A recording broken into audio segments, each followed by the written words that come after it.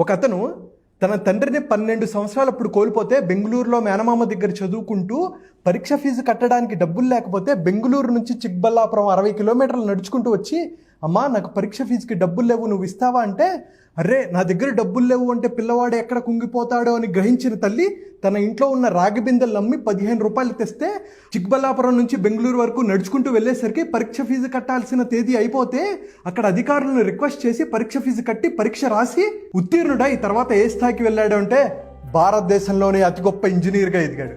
అతను ఎవరంటే హైదరాబాద్ని వరదల నీటి నుంచి కాపాడిన అపర మేధావి, సముద్ర అలల కోతకు విశాఖపట్నం ఓడరేవు గురి కాకుండా పటిష్టం చేసిన అపర భగీరథుడు, ఓలకు ఓలనే మింగేసి తన గర్భంలో కలిపేసుకుంటున్న ఉగ్ర గంగకు ఆనకట్ట వేసి ఎన్నో వేల మందిని రక్షించిన ఆపద్ బాంధవుడు.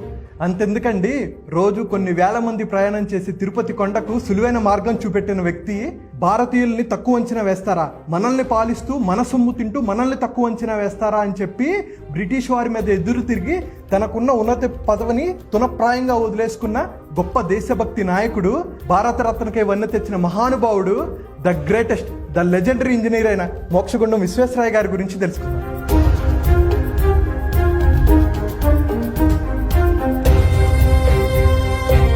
మోక్షగుండం విశ్వేశ్వరయ్య గారి గురించి చెప్పగలిగేంత అనుభవం నాకు లేదు, కానీ ఆయన జీవితంలో కొన్ని నేర్చుకోవాల్సిన పాఠాలు, సంఘటనల గురించి నేను కొన్ని చెప్తాను. మోక్షగుండం విశ్వేశ్వరయ్య గారు 1861 సెప్టెంబర్ 15న బెంగళూరు సమీపంలో మద్దెనహల్లి అనే ప్రదేశంలో శ్రీనివాస శాస్త్రి, వెంకట లక్ష్మమ్మ దంపతులకు జన్మించారు. అయితే వీళ్ళ పూర్వీకులది ప్రకాశం జిల్లా మోక్షగుండం అనే ప్రదేశంలో. ఇందాక చెప్పినట్టు 12 సంవత్సరాలకి తండ్రి చనిపోతారు. తండ్రి చనిపోతే మేనమామ వచ్చి రా నిన్ను చదివిస్తా అని చెప్పి బెంగళూరులో చదివిస్తూ ఉంటారు. ఆయన మామయ్య మీద డిపెండ్ అవ్వటం ఇష్టం లేక ఆయన ట్యూషన్లో చెప్పుకునేవాళ్ళు.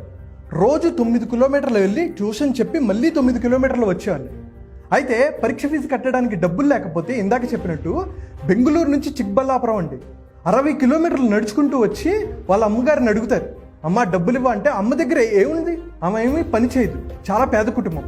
అయితే ఇంట్లో ఉన్న రాగి బిందెలను తాకట్టు పెడితే మళ్ళీ తర్వాత రోజు 15 రూపాయల కోసం ఆయన మళ్ళీ చిక్బల్లాపురం నుంచి బెంగళూరు వరకు 60 కిలోమీటర్లు నడుచుకుంటూ వెళ్తారు. పరీక్ష ఫీజు కట్టడానికి డేట్ అయిపోతుంది.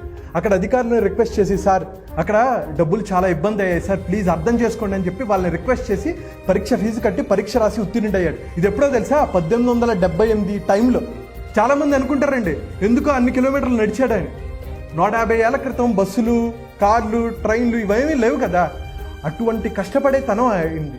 అయితే ఆయన 1881 మద్రాస్ యూనివర్సిటీలో BA కంప్లీట్ చేసిన తర్వాత పూణే యూనివర్సిటీలో సివిల్ ఇంజనీరింగ్ కంప్లీట్ చేస్తారు. బాంబేలో అసిస్టెంట్ ఇంజనీర్గా జాబ్ వచ్చిన తర్వాత ఒక అద్భుతమైన ప్రాజెక్ట్ చేస్తారు. ఆ ప్రాజెక్ట్ ఏంటంటే వరద నీరు వచ్చినప్పుడు 8 అడుగులు వచ్చినప్పుడు డోర్ కొంచెం లెగవాలని, 10 అడుగులు వచ్చినప్పుడు ఇంకొంచెం లెగవాలని చెప్పి ఆటోమేటిక్ డోర్ సిస్టము ఆయన కనిపెట్టారు.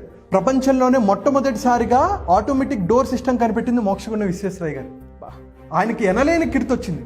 అయితే 1909లో హైదరాబాద్ మూసీ నది పొంగి 19,000 ఇల్లు కొట్టుకుపోయాయి, 15,000 మంది చనిపోయారు, లక్షలాది మంది నిరాశ్రయాలు అయిపోతే నిజాం ప్రభు ఆయన పిలిపిస్తే ఆయన అడ్వాన్స్డ్ డ్రైనేజ్ సిస్టమ్ ఆయన బిల్డ్ చేశారండి.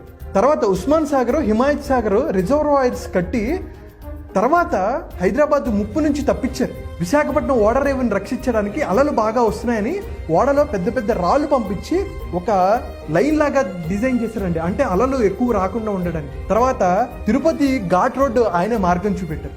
అన్నిటికన్నా ఇంపార్టెంట్ ఏంటంటే మైసూర్లో కావేరీ నది పైన కృష్ణరాజసాగర్ డ్యామ్ నిర్మించారు. అది అప్పట్లో ఏషియాలోనే అతిపెద్ద డ్యామ్. ఎన్నో అద్భుతమైన పనులు. మైసూర్ శాండిల్ సోప్ ఉంటుంది కదా, ఆ ఫ్యాక్టరీని ఆయనే బిల్డ్ చేశారు. ఎన్నో కాలేజీలు, యూనివర్సిటీస్కి ఆయన సజెషన్స్ ఇచ్చేవాళ్ళు. ఆయన నిజాయితీ ఎటువంటిదంటే ఆయన ప్రభుత్వ ఉద్యోగిగా పనిచేస్తున్నప్పుడు ఒక ఊరు వెళ్తారు. ఒక ఊరు వెళ్ళి బ్యాగ్లో రాత్రిపూట అక్కడ పని చేసుకుంటారు. బ్యాగ్లో నుంచి 2 కొవ్వొత్తులు తీసి వెలిగించుకొని పనిచేస్తుంటారు. తర్వాత వీటిని ఆర్పేసి ఇంకో 2 కొవ్వొత్తులు తీసి మళ్ళీ పని చేసుకుంటూ ఉంటారు. ఇది గ్రహిస్తాడు ఒక వ్యక్తి. సార్ మీరేమనుకోకపోతే ఒక క్వశ్చన్ అడుగుతాను, మీరు కంటిన్యూస్గా పని చేసుకోవచ్చు కదా, వీటిని ఎందుకు ఆపేసి మళ్ళీ కొత్తగా 2 కొవ్వొత్తులు తీశారంటే నేను ఇందాకటి వరకు ప్రభుత్వ పని చేసుకున్నాను, నా పనికి నా కొవ్వొత్తుల్ని వాడుకుంటున్నాను, నేను అనవసరంగా ప్రభుత్వ ధనం వేస్ట్ చేయను అని చెప్పాను. ఆనెస్టీ, ఎటువంటి ఆనెస్టీ అండి. తర్వాత ఆయన మైసూర్ దివాన్గా పనిచేశారు. పని చేసిన తర్వాత ఆయన రిటైర్డ్ అయిపోయిన తర్వాత ఆయన అన్నిటినీ వదిలేశారండి. ఈవెన్ కారులో దింపుతానన్నా నాకు అక్కర్లేదు, నేను ప్రభుత్వ ఉద్యోగిని కాదు అని చెప్పి అక్కడ నుంచి ఆయన ఇంటికి నడుచుకుంటూ వచ్చారు. నేను రిటైర్డ్ అయిపోతే వీళ్ళు పనులు ఎక్కడ చేయరో, ప్రాజెక్టులు ఎక్కడ ఆగిపోతాయో అని చెప్పి దీనివల్ల ఎంతోమంది ప్రజలకి అన్యాయం జరిగిపోతుందని గ్రహించిన ఆయన నాకు డబ్బులు ఇవ్వకపోయినా పర్లేదు, నేను ఫ్రీగా ఈ ప్రాజెక్టులను అన్నింటినీ కంప్లీట్ చేస్తానని ఒప్పుకున్నాడు. ఒకే ఒక వ్యక్తి. అటువంటి నిజాయితీ ఎంతమందికి ఉందండి. అయితే ఆయన లైఫ్లో ఇంకొక ఇంట్రెస్టింగ్ సంఘటన ఏంటంటే, ఆయన మైసూర్ దివాన్గా పనిచేస్తున్నప్పుడు ఒకసారి మైసూర్ నుంచి ట్రావెల్ చేస్తుంటారు. అప్పుడు బ్రిటిష్ ఇండియా టైం అన్నమాట.